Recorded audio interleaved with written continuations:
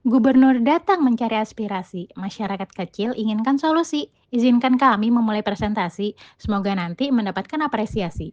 Bismillahirrahmanirrahim, Assalamualaikum warahmatullahi wabarakatuh. Perkenalkan, kami dari kelompok 10 dengan saya Gina Napsi dan rekan saya Salsa Agustin Putri ingin mempresentasikan tentang efisiensi produsen dan konsumen serta faktor-faktor perbedaan upah. Efisiensi produsen adalah ukuran seberapa baik produsen atau perusahaan menggunakan sumber daya yang dimilikinya, seperti tenaga kerja, bahan baku, modal, dan waktu, untuk menghasilkan barang atau jasa dengan biaya serendah mungkin. Efisiensi produsen terjadi ketika perusahaan mampu menghasilkan output maksimal dengan input minimal. Efisiensi konsumen adalah keadaan di mana konsumen dapat memaksimalkan kepuasan utilitas dari pengeluaran atau pendapatannya dengan memilih kombinasi barang dan jasa yang paling sesuai dengan preferensi dan anggarannya.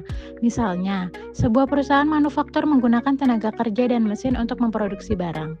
Jika perusahaan dapat mencapai target produksi dengan meminimalkan biaya tenaga kerja dan penggunaan mesin tanpa mengurangi kualitas, maka perusahaan tersebut telah mencapai efisiensi produksi. Faktor-faktor yang mempengaruhi efisiensi. Yang pertama, teknologi. Perkembangan teknologi berperan besar dalam meningkatkan efisiensi produksi. Teknologi memungkinkan proses produksi menjadi lebih cepat dan hemat biaya. Yang kedua, kualitas SDM. Tenaga kerja yang terampil dan berpendidikan tinggi cenderung lebih produktif dan efisien. Yang ketiga, manajemen. Manajemen yang baik dapat mengelola sumber daya secara optimal, mengurangi pemborosan, dan meningkatkan efisiensi. Yang keempat, skala produksi. Perusahaan yang memproduksi dalam skala besar dapat menurunkan biaya produksi per unit sehingga lebih efisien. Yang kelima, persaingan pasar. Persaingan pasar mendorong perusahaan untuk terus berinovasi dan meningkatkan efisiensi agar tetap kompetitif. Perbedaan upah di Indonesia. Upah merupakan sumber penghasilan utama bagi para pekerja di Indonesia. Namun, besaran upah berbeda-beda, tergantung pada wilayah, jenis pekerjaan, dan sektor industri. Pemerintah menetapkan upah minimum regional atau UMR yang disesuaikan dengan biaya hidup di masing-masing daerah.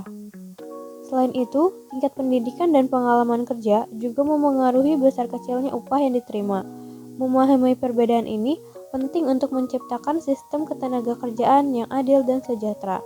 Sebagai contohnya, ada data BPS Badan Pusat Statistik menunjukkan bahwa rata-rata upah pekerja lulusan perguruan tinggi lebih tinggi dibandingkan lulusan SMA. Faktor-faktor yang menyebabkan perbedaan upah. Yang pertama, pendidikan dan keterampilan. Semakin tinggi tingkat pendidikan dan keterampilan, biasanya semakin tinggi pula upah yang akan diterima. Yang kedua, pengalaman kerja. Tenaga kerja berpengalaman cenderung memiliki produktivitas yang lebih tinggi. Yang ketiga, jenis dan risiko pekerjaan. Pekerjaan dengan risiko tinggi atau tanggung jawab besar umumnya dibayar lebih tinggi.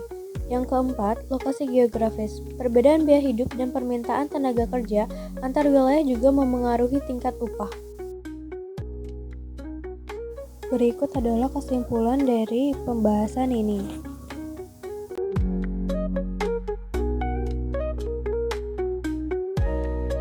Sekian presentasi dari kami.